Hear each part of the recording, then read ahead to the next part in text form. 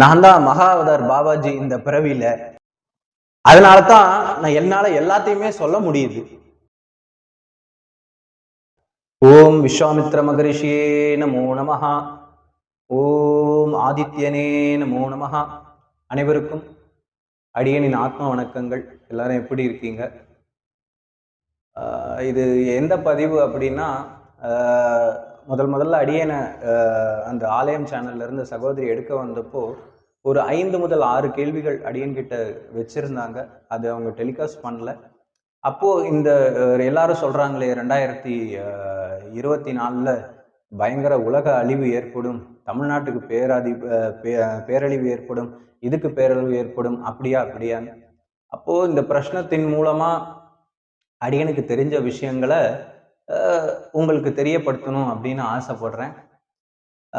அது எப்படி சொல்றேன், ஏது சொல்றேன் அப்படின்னு பார்த்தீங்கன்னா, நான் தான் இந்த பிறவியில மகா அவதார் பாபாஜி, அதனால தான் நான் இதெல்லாம் சொல்றேன், எனக்கு தெரிய வருது அப்படிலாம் இல்லை. அது என்ன சொல்றது, ஒரு ஆன்மீக பாதையில பயணிக்கக்கூடிய, நேர்மறையா பயணிக்கக்கூடியவங்களுக்கெல்லாம் ஒரு இன்ட்யூஷன் மூலமா ஒரு சில விஷயங்கள் தெரிய வரும். அது என்ன விஷயம் அப்படிங்கிறது இந்த பதிவுல மெயினா சொல்ல வேண்டிய விஷயத்த நான் முதல்ல சொல்லிடுறேன். அதுக்கப்புறம் இதெல்லாம் எப்படி சொல்றாங்க, என்னென்ன நிகழ்வுகள் நடக்கும் அப்படிங்கிறத இந்த மெயினா சொல்ல வேண்டிய விஷயங்களை சொல்லிட்டு அதுக்கப்புறம் தொடர்றேன். ஏன்னா எத்தனை பேருக்கு பொறுமை இருக்கும், நேரம் இருக்கும் அப்படின்னு நமக்கு தெரியாது. பொறுமை இருக்கிறவங்க, நேரம் இருக்கிறவங்க இந்த மெயினான விஷயத்த கேட்டுட்டு அதுக்கப்புறம் அடியேனோட உரையை தொடர்ந்து கேளுங்க. வாங்க பார்க்கலாம். இப்போ பார்த்தீங்கன்னா, நிறைய ஊடகங்களா இருக்கட்டும், நிறைய மனிதர்களா இருக்கட்டும், இவங்க எல்லாருமே அடுத்து 2024ல பேரழிவு, உலக அழிவு அப்படின்னு சொல்றாங்க, வைக்கிறாங்க. அதெல்லாம் உண்மையா அப்படின்னு பார்த்தீங்கன்னா, உண்மையை சொன்னா அவங்க சொல்றதெல்லாம் உண்மையா பொய்யான்னு அடியனுக்கு தெரியாது. உண்மையாகவே தெரியாது. அப்போ அடியனுக்கு சில உள்ளுணர்வு மூலமா உணர்த்தப்பட்ட விஷயங்களை சொல்றேன் நான் இப்போ. அதாவது இப்ப முதல்ல அவங்க கேட்ட தமிழ்நாடு, சென்னையில வந்து இந்த மாதிரி நடக்குமா அப்படின்னு கேட்டாங்க. அடியேன் உணர்ந்த விஷயம், எனக்கு ஒரு உள்ளுணர்வு இருக்கு. அப்போ அதுல எனக்கு உணர்த்தப்பட்ட விஷயத்த உங்ககிட்ட நான் சொல்றேன். என்ன அப்படின்னு பார்த்தீங்கன்னா, திரும்ப பெரும் வெள்ளம், பெரும் மழை, சென்னை பாதிக்கப்படும், தமிழ்நாடு பாதிக்கப்படும் அப்படின்னு கேட்டா, மழைக்கான பாதிப்பு 2031 ஐப்பசி மாதத்துல இப்ப வந்ததை விட பெரிய அளவு வெள்ளப்பெருக்கு அப்போதான் ஏற்படுவதற்கான சாத்தியக்கூறுகள் அடியேன் உள்ளுணர்வுல பதிவானது. அடுத்த விஷயம் என்ன அப்படின்னு பார்த்தீங்கன்னா, 2027 மாசி மாசம் பார்த்தீங்கன்னா, இப்போ இந்த கொரோனா வைரஸ் வந்தது இல்லைங்களா, அதே மாதிரி இன்னொரு ஒரு பெரிய வைரஸ் தொற்று 2027 மாசி மாசம் ஏற்படும். அது ஆரம்பிக்கும். அது திரும்ப ஒரு பேண்டமிக்கா உருமாறும். அடுத்து எல்லா இடத்துலையும் ஷட் டவுன் போடுறதுக்கான வாய்ப்புகளும் ஏற்படும். அடுத்த ஒரு கேள்வி கேட்டிருந்தாங்க, என்னன்னா அப்போ இப்போ எந்த பாதிப்பும் இல்லையா? அது உணர்த்தப்பட்ட விஷயங்கள் இப்போ எங்க பாதிப்பு நடக்கும்னா, சரியா ஏப்ரல் 15ஆம் தேதி, இந்த 2024 ஏப்ரல் 15ஆம் தேதி அமெரிக்கான்னு சொல்றோம் இல்லைங்களா, அங்க வந்து பாத்தீங்கன்னா மெக்சிகோ அப்படின்னு சொல்ற மாகாணம், அதை சுற்றி இருக்கிற மாகாணம், பல மாகாணங்கள்ல இயற்கை சீற்றம்னா என்ன, பஞ்சபூதங்கள்னால ஏற்படக்கூடிய விஷயங்கள், நீரினால், நெருப்பினால், அதுக்கப்புறம் பார்த்தீங்கன்னா இந்த தீவிரவாதிகள் அப்படின்னு சொல்றோம் இல்லையா, அவங்க மூலமா ஒரு அட்டாக் பெரிய லெவல்ல ஏற்பட்டு உயிர் சேதம், பொருட்சேதம் ஏற்படும். அதுக்கப்புறம் இந்த ஏர் கிராஷ் அப்படின்னு சொல்றாங்க, விமான விபத்து, அந்த மாதிரி பிரச்சனைகள்லாம் ஏப்ரல் 15க்கு ஒரு வாரத்துக்கு முன்னாடி இல்லைன்னா ஏப்ரல் 15க்கு அப்புறம் நடக்கும் அப்படின்னு அடியனுக்கு உணர்த்தப்பட்டது. இப்போ இந்த அடியன் சொல்ற 3 விஷயங்களுமே இனி மக்கள் தாங்க மாட்டாங்க. ஏற்கனவே ஒரு பேண்டமிக் வந்தது, எவ்வளவோ கஷ்டங்கள், எத்தனை உயிர்கள் போச்சு, எவ்வளவு பேர் கடன், எவ்வளவோ பிரச்சனைகள், மனவேதனை, வலி, இதெல்லாமே நான் கண்கூட நேர்லையும் பார்த்துருக்கேன். நம்ம பக்கத்து வீட்டுல கூட நிறைய விஷயங்கள் நடந்திருக்கும், ஒருத்தரோட பக்கத்து வீட்லயும். அதெல்லாம் நமக்கு வேதனைகள், வலிகளை தருது. இறைவன்கிட்ட நான் அன்றாடம் வேண்டுறது, மக்கள் யாரும் துன்பப்படக்கூடாது, இயற்கை சிற்றங்கள்னால கஷ்டப்படக்கூடாது அப்படிங்கிறதுனாலதான். சரி, இப்போ பாத்தீங்கன்னா எப்படி இந்த மாதிரி கொள்றாங்க அப்படின்னு பாத்தீங்கன்னா,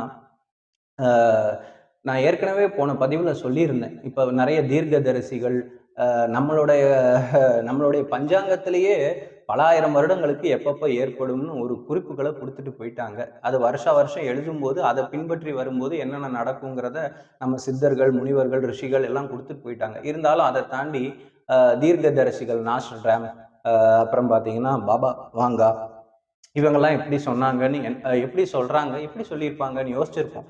சிம்பிள் தான். அதாவது நான் ஏற்கனவே சொன்னேன், குண்டலினி சக்தி எப்படி எழும்பும் அப்படின்னப்போ, ஒரு கோடியில ஒருத்தருக்கு அந்த மாதிரி விபத்துக்களோ இன்சிடென்ட்டோ ஏதோ ஒன்று நடக்கும்போது எழும்பும் அப்படின்னு சொல்லியிருந்தேன். சேம் ரியாக்ஷன் தான் லைக் பாபா வாங்கோட லைஃப்ல இயற்கை சீற்றத்தால கண்களை இழக்கிறாங்க. 2 கண்கள் போனால் என்ன, 3வது கண் திறந்து விடுகிறது, குண்டலினி சக்தி எழும்பி விடுகிறது. அப்போ ஒரு மனுஷனை வாழ்க்கைய கீழ இருந்து மேல வரைக்கும் சிந்திக்கக்கூடிய அனைத்து விஷயங்களையுமே சிந்திக்கிறது, சிந்திக்கக்கூடிய என்ன சொல்றது, நடத்தக்கூடிய விஷயங்கள் அவனுடைய எண்ணங்கள், அவன் சிந்திக்கக்கூடிய விஷயங்கள். அப்ப எதை நோக்கிய எண்ணம் போல் வாழ்க்கை அப்படின்னு சொல்றாங்க. அப்போ அந்த அம்மா என்ன பண்ணியிருக்கு, இனி கண்ணை மூடிட்டு இனி நான் அடுத்து என்ன நடக்கும், அடுத்து என்ன நடக்கும், அடுத்து என்ன நடக்கும், அடுத்து என்ன நடக்கும், பல வருடங்கள் ஒரே சிந்தனையில பயணப்பட்டுட்டு இருந்தாங்க. அப்போ அவங்களுக்கு அந்த விஷயங்கள் எல்லாம் தெரிய வரும்போது எழுதி வைக்கிறாங்க. அது பார்த்தீங்கன்னா ஒரு 100%ல ஒரு 60 to 70% வந்து அவங்க எழுதி வச்சதெல்லாம். ஏன்னா இது ஒரு எப்படின்னா, ஒரு சிலருக்கு வந்து காட்சிகளாக உருவகப்படுத்தப்படும் இந்த பிரபஞ்சம். சிலது வந்து உணர்வுகள் மூலமா தெரியப்படுத்தும்.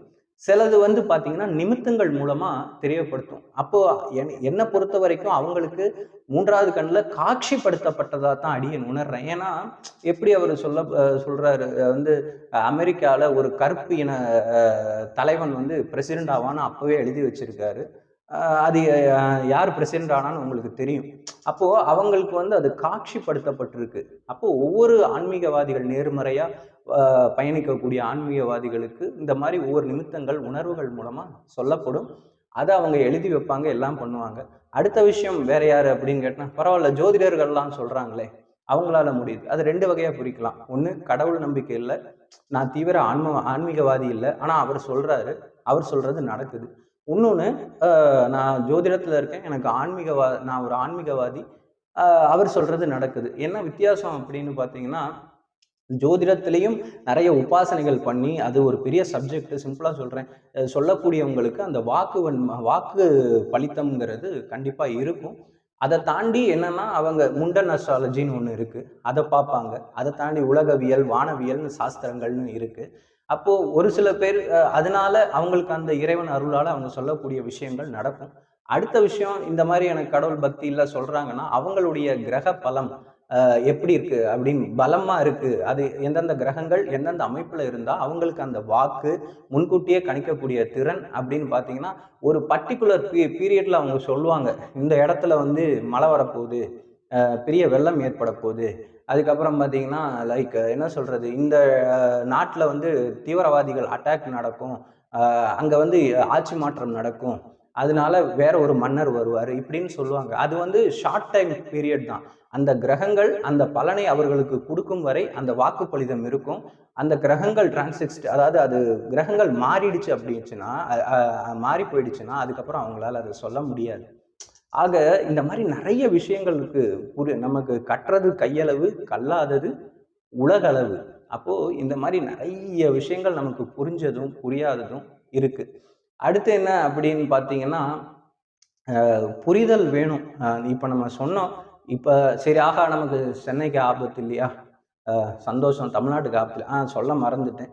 கேரளா அப்படின்னு எடுத்தீங்கன்னா, இந்த இந்த வருடத்திலேருந்து ஒரு 2.5 வருடம் இல்லை 3 வருடத்துக்குள்ள திரும்ப ஒரு பேரழிவு கேரளாலையும் ஏற்படும். அப்போ நமக்கு ஆபத்து இல்லை, நமக்கு பிரச்சனை இல்லை அப்படின்னு மட்டும் தயவு செய்து நினைக்காதீங்க. ஏன்னா சூரிய புயல் எப்போ வேணாலும் ஏற்படும். இப்போவே பார்த்தீங்கன்னா, வெப்பம் வந்து ஒரு 35 டிகிரி 39 டிகிரி அடிக்கிறதே நம்மளால தாங்க முடியல. ரேடியேஷன் அப்படி இருக்கு. கை கால்லாம் வலிக்குது, அசதி ஆயிடுறோம். இப்போ இவ்வளோ பிரச்சனைகள் இங்கே நடந்துகிட்டு இருக்கு. இந்த 2024 அப்படின்னு பார்த்தீங்கன்னா, சனியோட வருஷம். அடுத்து இப்போ குருவும் சேர போறாரு அடுத்த மாசம், மே மாசத்துல சேர போறாரு. இந்த வருஷத்துல என்னென்ன நடக்கும் அப்படின்னு பார்த்தீங்கன்னா, நடந்த விஷயங்களை ஒப்பிட்டு பார்த்தீங்கன்னா, உங்களுக்கு இது உண்மையா பொய்யான்னு புலப்படும். யாரெல்லாம் எதிர்மறையாக வாழ்ந்தார்களோ, யாரெல்லாம் மற்றவர்களுக்கு துன்பம் கொடுத்தார்களோ, அவங்க எல்லாரும் பார்த்தீங்கன்னா இந்த சனி பகவான், சரி கடவுள் இல்லைங்கிறவங்களுக்கு இந்த பிரபஞ்சம்னு வச்சுக்கோங்களேன்.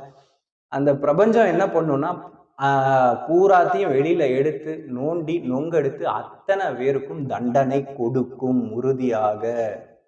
இப்போ என்ன சூழல் போய்கிட்டு இருக்கு அப்படிங்கிறது நான் யாரையுமே நான் விமர்சனம் பண்ண மாட்டேன். ஏன்னா அது நல்லவங்களா இருந்தாலும் கெட்டவங்களா இருந்தாலும் சொல்லால் செயலால் மனதால் நம்ம ஒருத்தரை காயப்படுத்தும் போது நான் அடிக்கடி யூஸ் பண்ற வார்த்தை என்னன்னா, முற்பகல் செய்யின் பிற்பகல் விளையும். அது யாரா இருந்தாலும் நானாக இருந்தாலும். அப்போ இப்ப வர காலங்கள்ல பொய் சொல்லி ஏமாத்தி பணம் சம்பாதிக்கிறது, ஃப்ராடு வேலை பண்றது, அதுக்கப்புறம் பார்த்தீங்கன்னா சொத்துக்காக உறவுகளை பிரிக்கிறது, என்ன சொல்றது, உறவுகளை வந்து நம்ம ஒரு வார்த்தைகளால் கொச்சைப்படுத்துவது, மனவேதனை ஏற்படுத்துவது, இது வந்து பொது வாழ்க்கையில வாழறவங்களுக்கு மட்டும்தான் இந்த தண்டனை கிடைக்கும்னு இல்லை. தனி மனித வாழ்க்கையிலும் நேர்மறையா வாழாம யாரெல்லாம் வந்து எதிர்மறையா வாழ்ந்துட்டு இருக்காங்களோ அத்தனை பேருக்கும் இந்த வருடம் பார்த்துக்கோங்க, கண்டிப்பா சித்திரை மாசத்துக்குள்ள பெரிய தண்டனை கிடைக்கும். அடுத்து என்னன்னா, தண்டனைன்னு சொல்ல கூடாது, முற்பகல் செய்யும் பிற்பகல், அவங்க என்ன செஞ்சாங்களோ அதை விட 2 மடங்கு அவங்களுக்கு அதோட வினை பயன் திரும்ப அவங்களுக்கே வரும். அடுத்து ஒன்று இதெல்லாம் 100% நடக்கும். அப்படி இல்லை அப்படின்னா இந்த வருஷம் ஆரம்பமாக இருக்கும் அவங்களுக்கு. அப்போ வரக்கூடிய வருஷம் 2025, 26 எல்லாமே இப்படி இருக்கும். எல்லாரும் நம்ம வந்து என்ன சொல்றது, எனக்கு கஷ்டம் எனக்கு கஷ்டம் எனக்கு கஷ்டம், அது தீரல, ஒவ்வொரு பிரச்சனைகள் ஒவ்வொரு மனவேதனைகள் எல்லாமே போய்கிட்டு இருக்கு. நான் திரும்ப சொல்ற விஷயம் தான். அப்போ இதுலேருந்து தப்பிக்க முடியாதா, எங்களுக்கு வேற வழி இல்லையா அப்படின்னு கேட்டிங்கன்னா வழி இருக்கு. என்னன்னா, நீங்க யாரெல்லாம் தப்பு பண்றாங்களோ, இது நேர்மறையா வாழ்றவங்களுக்கு நான் இந்த விஷயம் நான் சொல்லவே இல்லை. எதிர்மறையான அவங்கவுங்க மனசாட்சிக்கு தான் தெரியும். நம்ம நீ நேர்மறையா வாழ்ற, அவன் நேர்மறையா வாழ்றான், அவன் நல்லவன் இவன் கெட்டவன் நம்மளால சொல்ல முடியாது இல்லையா? அது ஒவ்வொருவருடைய மனசாட்சிக்கு தானே தெரியும். அப்போ இந்த ஆபத்துக்கு வரும் அப்படின்னு பயந்து அதுக்காக இந்த பர்டிகுலர் டைம்ல நல்லவனாக மாறி, அதாவது நேர்மறையா மாறணும் அப்படின்னு நினைச்சானா அவனையும் பாதிக்கும். உண்மையிலே ஒரு செல்ஃப் ரியலைசேஷன், உண்மையாவே மனம் திருந்தி அந்த இறைவனிடத்தில், நீங்க எந்த மதமா எந்த இனமா எதா வேணா இருக்கலாம், நீங்க கும்பிடுற தெய்வத்துக்கிட்ட மனம் திருந்தி சரணாகதி அடையும் பொழுது என்னன்னா கஷ்டங்கள் வரும், இறைவன் கைவிட மாட்டான். ஆனா திருந்தாத பொழுது இறைவன் கைவிட்டு விடுவான். அப்போ இந்த விஷயங்கள் எல்லாமே நடக்கும். அடுத்து என்ன அப்படின்னு பார்த்தீங்கன்னா, இந்த போன மாசம் ஒரு பதிவு போட்டிருந்ததுல ஒரு கமெண்ட் போடுறாரு, மக்களை சந்திக்க மாட்டார், இவர் போன் எடுக்க மாட்டார், ஆனா வீடியோ மட்டும் போடுவார். இல்லைங்க, ஒரு வீடியோ போடுறது என்னுடைய சுதந்திரம், மக்களை நான் ஏன் சந்திக்கிறது இல்லை அப்படிங்கிறத இந்த பதிவுலயே சொல்றேங்க. நேரம் எடுத்தாலும் பரவாயில்ல. நான் இந்த பதிவு போடுறதும் ஒரு எங்கேயாவது ஒரு மூலையில என்ன சொல்றது, ஒரு பல பைத்தியங்கள் வந்து சமூக ஊடகத்துல ஒரு 10 பைத்தியம் புலம்பிக்கிட்டு இருக்குன்னு நீங்க நினைச்சு வச்சுக்கோங்களேன். 11வது ஒரு பைத்தியம் இங்க புலம்பிக்கிட்டு இருக்குன்னு எடுத்துக்கோங்க. புரியுதா? 11வது பைத்தியம் புலம்பிக்கிட்டு இருக்கு அப்படின்னு நினைச்சுக்கோங்க. அடியேன் சொல்லக்கூடிய விஷயமும் ஒரு சேவை இல்லையா? இதுவும் சேவை இல்லையா? எனக்கு கிடைத்த அனுபவங்களை எனக்கு கிடைக்கக்கூடிய நேரங்கள்ல நான் உங்களுக்கு இந்த பதிவை கொடுத்துக்கிட்டு இருக்கேன். இதுல யாருக்காவது ஒருத்தருக்காவது பயன்படும் இல்லையா? அப்போ அதுக்காகத்தானே நம்ம இந்த பதிவை கொடுத்துக்கிட்டு இருக்கோம். போன்ல இவங்ககிட்ட பேசலைன்னா பதிவு போடக்கூடாது, நேர்ல பார்க்கக்கூடாது. நான் ஒரு உதாரணம் சொல்றேன். முன்னாடிலாம் எல்லாரையுமே ஒரு ஆரம்ப பயிற்சி ஆரம்பிக்கிறதுக்கு முன்னாடி காலத்துல ஏதோ இறைவன் பிக்ஷையில ஏதோ சொல்றேன் நடக்குது, இந்த மாதிரி நடந்துகிட்டு இருந்துச்சு. அப்பையும் பார்த்துக்கிட்டு இருந்தேன். இப்போ ஒரு உதாரணத்துக்கு நான் சொல்றேன் கேளுங்களேன். என்னுடைய தோழி ஒருத்தவங்க இருக்காங்க, ஆன்மீகத்துல இருக்காங்க, அனைத்தையும் துறந்து ஒரு மலையடிவாரத்துல சேவை பண்ணிக்கிட்டு இருக்காங்க, இலவச தர்ம சேவை. இதே விஷயம்தான் என்கிட்டயும் நடந்துச்சு. என்னன்னா, ஒரு குடும்பம் வருது, ஐயா எனக்கு சிறுநீரகம் செயலிழந்து விட்டது, டாக்டர் சொல்றாங்க இன்னும் கொஞ்ச நாள் தான் உயிரோட இருப்பேன் அப்படின்னு சொல்லி, நானும் அப்போ அங்கே இருக்கேன், அந்த தோழிகிட்ட சொல்றாங்க. அப்போ அவங்க இறைவனை கும்பிட்டு நான் சரி பண்ணி விடுறேன்னு பார்த்தீங்கன்னா ஒரு 3 மாசம் அங்கே தங்க வச்சு அவங்களுக்கு அந்த மருந்தெல்லாம் கொடுத்து எல்லாம் பண்ணி எல்லாம் செஞ்சதுக்கப்புறம் அது சரியாயிடுச்சு. அப்போ வீட்டுக்கு போகும்போது உணவு பத்தியம் கண்டிப்பா கடைபிடிக்கணும். இங்க இருக்கிற வரைக்கும் அந்த ஆள் கடைபிடிச்சாரு. அப்போ நீங்க வந்து ஐயா நீங்க புலால் உண்ணாதீங்க, உங்களை நிரந்தரமா நான் உண்ணாதீங்கன்னு நான் சொல்ல மாட்டேன். இதுக்கு ஒரு காலம் இருக்கு. 1½ 2½ வருடங்கள் உண்ணாதீர்கள் அப்படின்னு சொல்லி அவங்க வீட்டுக்கு அனுப்பிச்சு விட்டான். வீட்டுக்கு வந்ததுக்கப்புறம் அந்த ஆள் என்ன பண்ணாரு பார்த்தீங்கன்னா, என்னால்லாம் சாப்பிடாம இருக்க முடியாது. அதுக்கு நான் என்ன வேணா பண்ணுவேன்னு சொல்லி ஹோட்டலுக்கு போறாரு. போய் 2 நாள் புலால வாங்கி வாங்கி வதக்கு வதக்குன்னு சாப்பிடுறாரு. 3வது நாள் இறந்து போயிட்டாருங்க ஐயா. அப்போ அவர் இறந்து போனத நெனச்சு அவங்க அந்த மனைவி இருக்காங்க இல்லையா? அவங்க சொல்றாங்க, "ஐயா எங்களுக்கு வருத்தமே இல்ல. அ நாங்கலாம் இருக்கோம். எங்களுக்கு காசு பணம் குடுக்க வேண்டாம். ஆனா அந்த அப்பாங்கிற அந்த பிரசன்ஸ் நாங்க ரொம்ப மிஸ் பண்ணுவோமே! அதக்கூட அவர் நெனச்சு பார்க்கலையே! சுயநல வாழ்க்கை தானே வாழ்ந்திருக்காரு." அப்படின்னு சொல்ல வராங்க. அப்ப இதே மாரி பார்த்தீங்கன்னா, அடுத்து ஒரு நபர் என்னோட வாழ்க்கையில நடந்துட்டு இருக்கிற விஷயங்கள சொல்றேன். நான் ஏதாவது ஒரு ரெமெடி குடுக்குறேன். அடியேன் ஏதாவது ரெமெடி குடுக்குறேன்னா, ஒரு நல்ல ஆன்மீகவாதியா யாரா நல்லா மக்களே நல்லா புரிஞ்சுக்கங்க. நான் சாமியாரு, மந்திரவாதி, மாந்திரீகன், ஆற்றல் படைத்தவன்னு நான் எங்கேயும் எந்த இடத்துலயும் பதிவு பண்ணல. என்ன நேர்ல சந்திக்க வந்தவங்கள்ட்ட கூட நான் இந்த மாரி ஒரு வார்த்தை கூட நான் பிரயோகம் படுத்தினது கிடையாது. அடியேன் ஒரு சாமானியனா உங்ககிட்ட நான் சொல்லக்கூடிய விஷயம் என்ன அப்படின்னு பார்த்தீங்கன்னா, ஒரு நபர் இங்க வராரு. வந்து என்ட்ட வந்து இப்படி கஷ்டமா இருக்கு அப்படின்னு சொல்லி சொல்றாரு. அப்ப நான் அவர்கிட்ட ஒரு வார்த்தை சொல்றேன். ஐயா, உங்களுக்கு 2½ வருடம் கால தோஷம் உள்ளது. அப்போ நீங்க வந்து யாருக்குமே மத்தவங்க குடும்ப விஷயத்துல தலையிடுறது, அவங்களுக்கு உன் புருஷன வந்து இப்படி இருக்க சொல்லு, உன் பொண்டாட்டிய இப்படி இருக்க சொல்லு, அப்பதான் அடங்குவா, இல்ல இவங்கலாம் திருந்த மாட்டாங்கன்னு போய் அட்வைஸ் பண்றது, மத்தியஸ்தம் பண்றது, சொல்லால், செயலால், மனதால், எண்ணத்தால் மத்தவங்கள காயப்படுத்துறது, இந்த வேலையெல்லாம் தயவுசெய்து இந்த 2½ வருஷத்துக்குள்ள தயவுசெய்து பண்ணிடாதீங்க. ஆனா, அடியேன் சொன்ன ஒரே வாரத்துல அந்த வேலைய அவங்க செய்யறாங்க. அப்போ ஏற்கனவே உனக்கு கர்மனால தாக்கப்பட்டு நீ கஷ்டப்பட்டுக்கிட்டு இருக்க. எதையுமே செய்யாதன்னு சொல்லப்போ அதே வேலைய போய் நீ அங்க செய்யற. அப்போ எந்த நபரை நோக்கி நீ உன்னோட ஆயுதத்தை எய்கிறாயோ, உனது நேரம் சரியில்ல. அதே ஆயுதம் உன்ன நோக்கி திரும்ப வருமா? அப்ப தலைவலின்னா இன்னும் தலைவலி பல மடங்கு ஆகுமா? மண்டை வெடிச்சிருமா? எவ்வளவு சொல்றதுங்க ஐயா? எத்தன பேரு. இங்க வந்தா சொல்றது வந்து என்ட்ட வந்தீங்கன்னா, உங்கள்ட்ட வந்து உங்களுக்கு ஒரு கஷ்டம் வந்திருக்குன்னா, அந்த கஷ்டம் உடனே எல்லாம் தீராது. 6ல இருந்து 8 மாசம் ஆகும். 2 வருஷம் ஆகும். கடவுள் கைவிட மாட்டான். நீ இப்படிலாம் வாழணும். இதெல்லாம் பண்ணணும். இதுதான் என்னுடைய போதனைகளாக இருக்கும். வந்த உடனே எனக்கு இதாயிடுச்சு. இந்தா சரி பண்ணு. அப்படி நேர்மறையா வாழக்கூடிய யாரும் ஆன்மீகவாதிகள் யாரா இருந்தாலும் உடனே சரி பண்ணி விட மாட்டாங்க. அதுக்கு பல பேர் இருக்காங்க. பல விஷயம் செய்யறதுக்கு அதற்கான தனி நபர்கள் இருக்காங்க. என்னைக்காவது யோசிச்சிருக்கீங்களா? ஒரு மௌன சித்தர் இருக்காரு. என்ன சொல்றது? அவர போய் பார்க்கிறோம். ஆனா, அவர் வந்து இத நான் அடிக்கடி பதிவுல சொல்றேன். அவர போய் பார்க்கிறோம். ஒரு 50,000 பேர் போய் பார்க்கிறோம். ஆனா 5 பேர மட்டும் தான் அவர் தலையில கை வச்சா, அவருக்கு கஷ்டம் போகும். அந்த நபர்களுக்கு கஷ்டம் போகுன்றாங்க. 50,000 பேர்ல 5 பேருக்கு மட்டும் தானே கை வைக்கிறாரு. பாக்கி 49,000 பேலன்ஸ் இருக்கக்கூடியவர்களுக்கு கை வைக்கிறது இல்லையே. ஏன்? என்னைக்காவது யோசிச்சிருக்கீங்களா இத பத்தி? அடுத்து இன்னொரு உதாரணமும் சொல்றேன். திருவண்ணாமலையில ஒரு சித்தர் இருந்தாரு. அவர் அதாவது ஒரு விவசாயின்னு வச்சுக்கோங்களேன். அவர் வந்து சின்ன வயசுல காலைல எந்திரிப்பாரு, இறைவான் கும்பிடுவாரு, போய் விவசாயம் பார்ப்பாரு, வருவாரு, இப்படியே போய்க்கிட்டு இருக்கு. அப்போ ஒரு ஸ்டேஜ்ல பார்த்தா, திடீர்னு இறையாற்றல் அவர் உடம்புக்குள்ள வந்துடுது. கேட்டா ஆனா அவர் வாழ்ற வரைக்கும் நேர்மறையா வாழ்ந்திருக்காரு. அதாவது முன்வினை பயன் அது அவருக்கு இத்தனை காலங்கள் நிர்ணயிக்கப்பட்டிருக்கு. அப்போ திடீர்னு அவருக்குள்ள அந்த ஆற்றல் வருது. ஃபர்ஸ்ட் எடுத்தோன்னே என்னன்னு பார்த்தீங்கன்னா, கரண்ட் கம்பி எவ்வளோ இதுல வாட்ஸ்ல போயிட்டு இருக்கும். அது மேல நடந்து போறாரு. மக்கள் பார்க்குறாங்க. கீழ திரும்ப இறங்கி வராரு. வந்துட்டு நேரா போறாரு.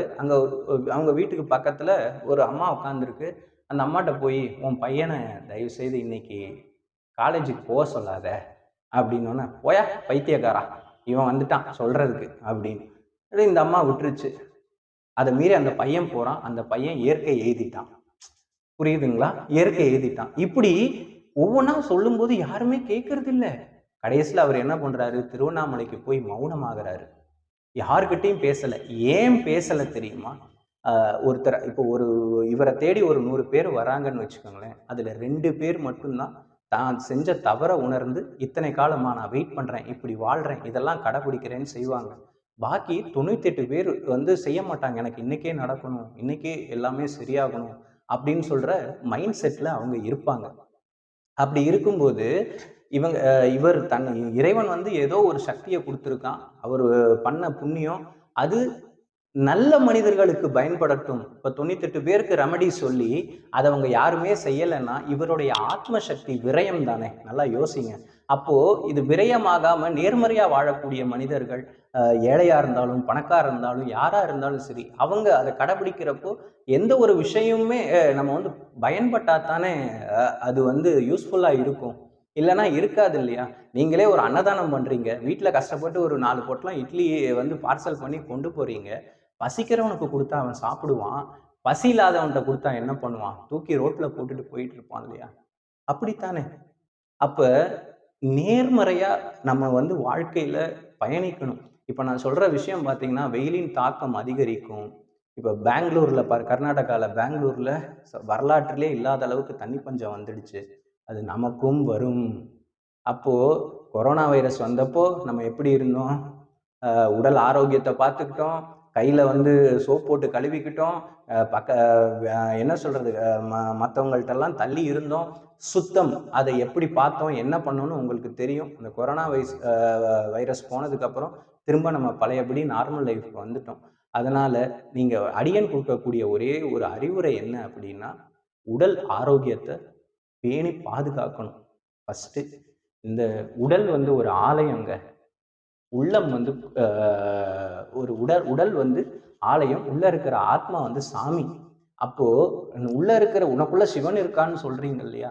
கோவிலை நம்ம எவ்வளவு சுத்தமா வச்சிருக்கோம். அப்போ நம்ம உடலை அவ்வளவு சுத்தமா வச்சுக்கணும். நம்ம உடலுக்கு என்ன தேவையோ சத்தான ஆகாரங்களை சாப்பிட்றது, உடற்பயிற்சி பண்றது, என்ன சொல்றது, பசிச்சா சாப்பிட்றது, நிறைய தண்ணி குடிக்கிறது.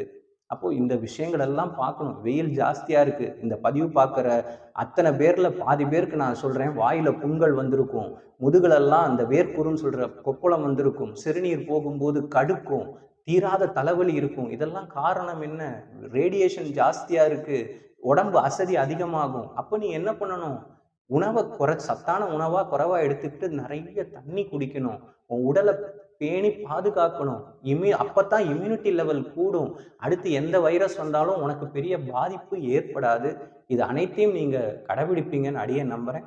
அடியேன் கூறிய விஷயங்கள் உங்களை ஏதும் பாதிப்பு ஏற்படுத்தியிருந்தால் அடியேனை மன்னிக்கவும்.